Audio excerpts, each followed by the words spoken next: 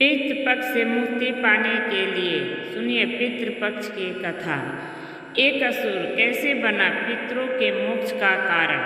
पितृपक्ष में हर किसी को पढ़नी चाहिए यह कथा।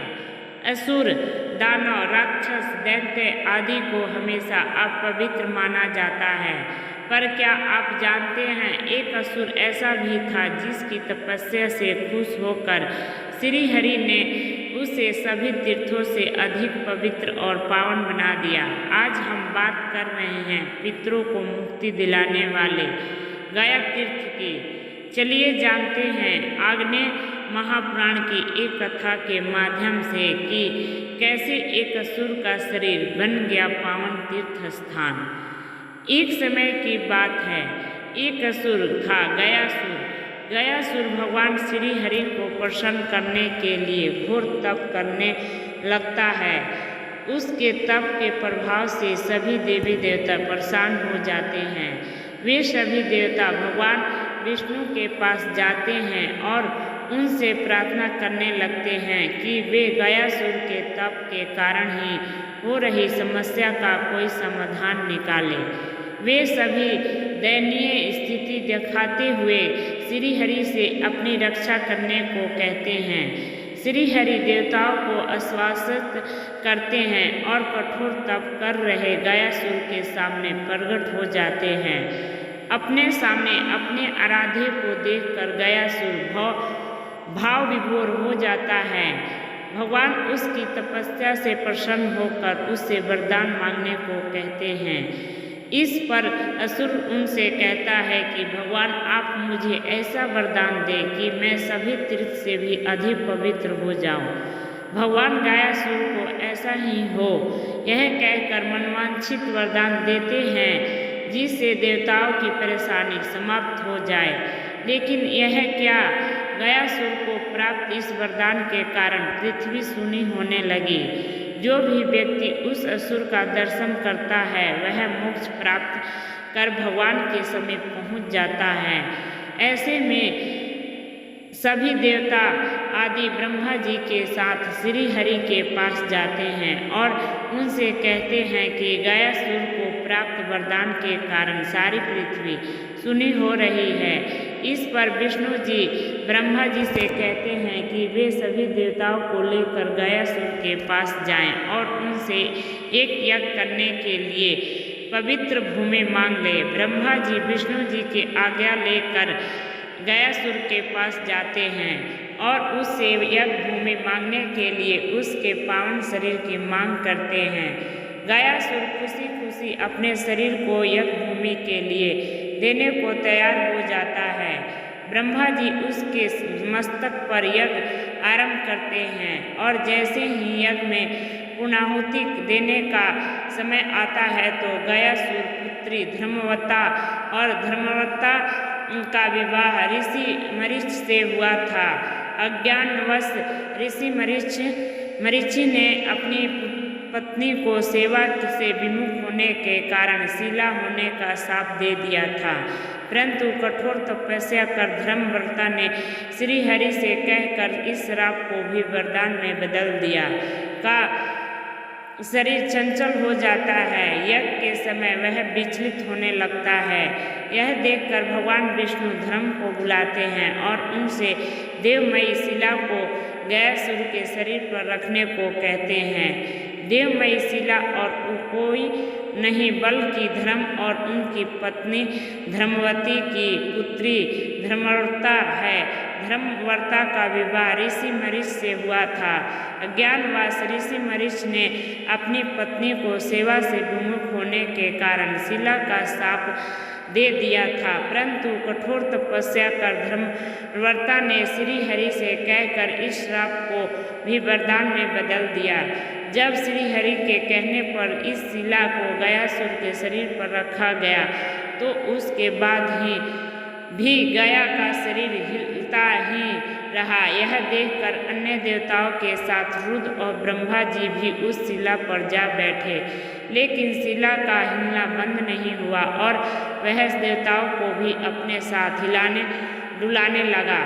इसके बाद सभी देवता परेशान होकर श्री विष्णु जी की शरण में पहुँचे और गयासुर के शरीर को स्थिर रखने में उनसे सहायता मांगने लगे। देवताओं की प्रार्थना सुनकर स्वयं श्री हरि यज्ञ के स्थान पर पहुँचे। वे अपने गदाधारी रूप में वहाँ पर शिला और असुर दोनों को स्थिर रखने के लिए विराजमान हो गए। उनके हाथ में पकड़ी हुई गदा को आदि गदा और उनके इस स्वरूप को आदि गदाधार भी कहा जाता है। श्री हरि के वहाँ स्थित होने पर गयासुर भी स्थिर हो गया। उसने देवताओं से कहा कि उन्होंने इतना उपक्रम क्यों किया है। अगर उस भगवान श्री हरि उसे कह देते तो वह पहले ही अपना शरीर स्थिर कर देता। अब क्योंकि उसे शिला से दबाया गया है, इसलिए उसने देवताओं से एक वरदान मांगा। इस पर देवताओं ने कहा कि क्योंकि तीर्थ स्थान के लिए उसके शरीर को स्थिर किया गया है, इसलिए सभी देवताओं के साथ श्री हरि ब्रह्मा और शिव तीनों की वहाँ निवास करेंगे। इस स्थान की प्रसिद्धि तभी तीर्थों से बढ़कर होगी और पितृ आदि के लिए भी यह क्षेत्र ब्रह्मलोक प्रदान करने वाला होगा। यह कहकर सभी देवी देवता वहाँ से वास करने लगे और गयासुर का शरीर एक पवित्र और पावन तीर्थ बन गया जो पितरों को मोक्ष प्रदान करता है। आज भी माना जाता है कि गयासुर को प्राप्त वरदान के कारण यह क्षेत्र सभी तीर्थों में सबसे अधिक पवित्र और पावन है। साथ ही जो भी व्यक्ति यहाँ आकर अपने पितरों को शांति के लिए तर्पण करता है, उसके पितरों को ब्रह्मलोक की प्राप्ति होती है। भगवान श्री कृष्ण ने कहा कि आत्मा कभी मरती नहीं, बस ये एक शरीर से दूसरे शरीर में बदलती है। इसलिए आप जब अपने पूर्वजों को कुछ अर्पित करते हैं तो उन्हें मिलता है।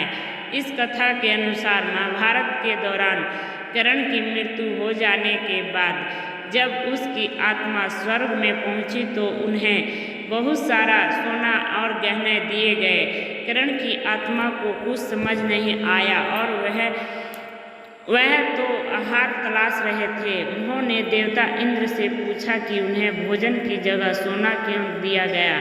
तब देवता इंद्र ने कर्ण को बताया कि उसने अपने जीवित रहते हुए पूरा जीवन में सोना दान किया है, लेकिन अपने पूर्वजों को कभी भी खाना दान नहीं किया। तब कर्ण ने इंद्रदेव से कहा, उन्हें यह ज्ञात नहीं था कि उनके पूर्वज कौन थे और इसी वजह से वह कभी उन्हें कुछ दान नहीं कर सके। इस सब के बाद कर्ण को उनकी गलती सुधारने का मौका दिया गया और 16 दिन के लिए पृथ्वी पर वापस भेज दिया गया, जहां उन्होंने अपने पूर्वजों को याद करते हुए उनका श्राद्ध कर उन्हें आहार दान किया, तर्पण किया। इन्हीं 16 दिनों की अवधि को पितृपक्ष कहा गया।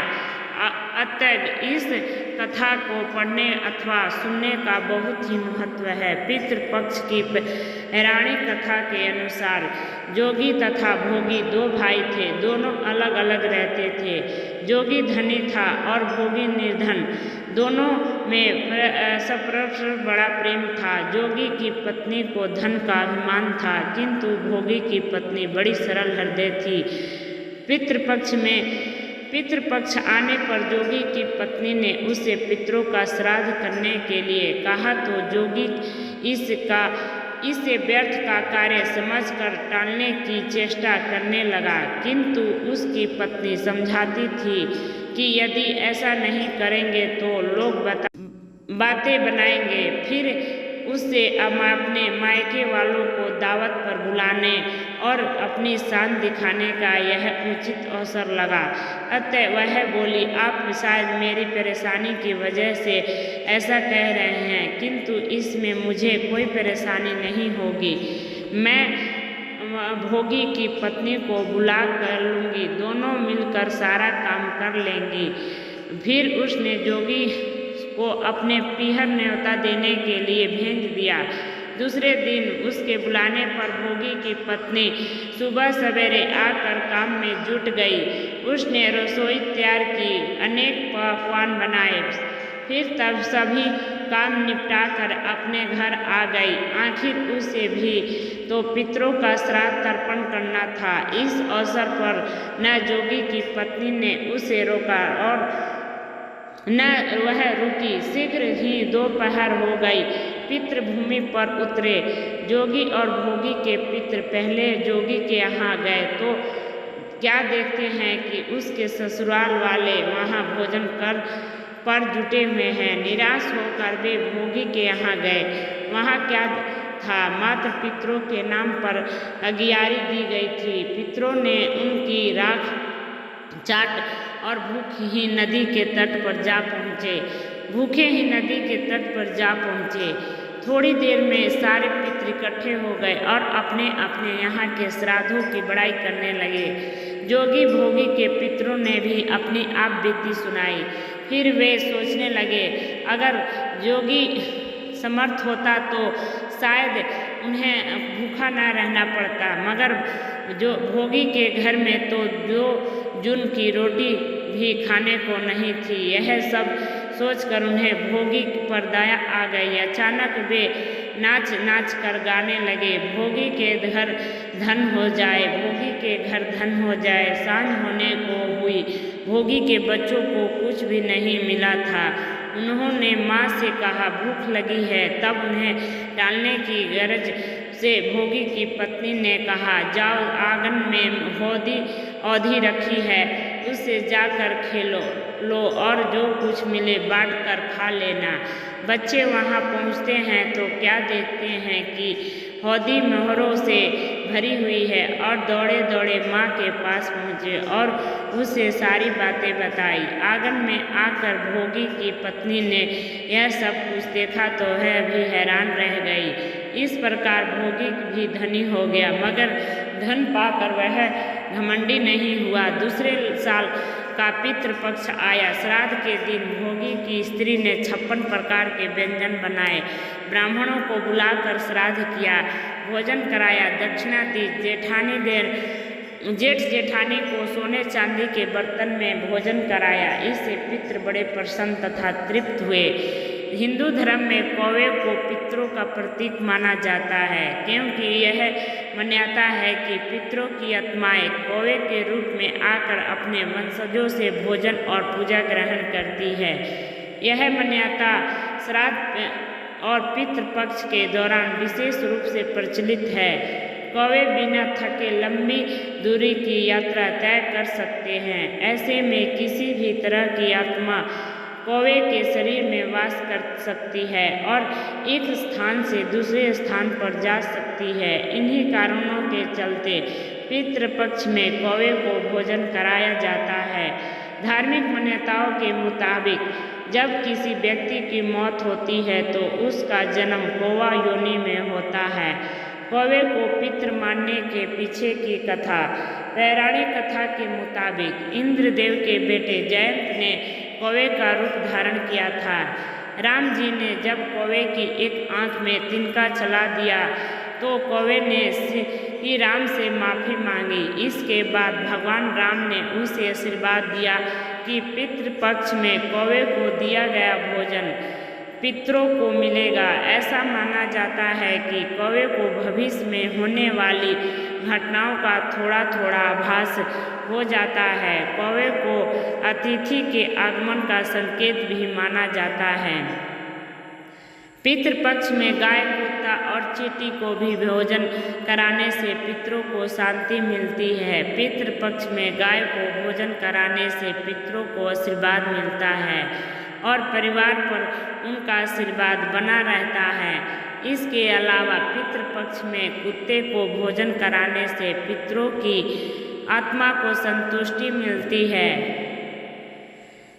वीडियो के अंत तक बने रहने के लिए धन्यवाद। वीडियो को लाइक, शेयर, सब्सक्राइब जरूर करें और कमेंट बॉक्स में राधे राधे जरूर लिखें। धन्यवाद।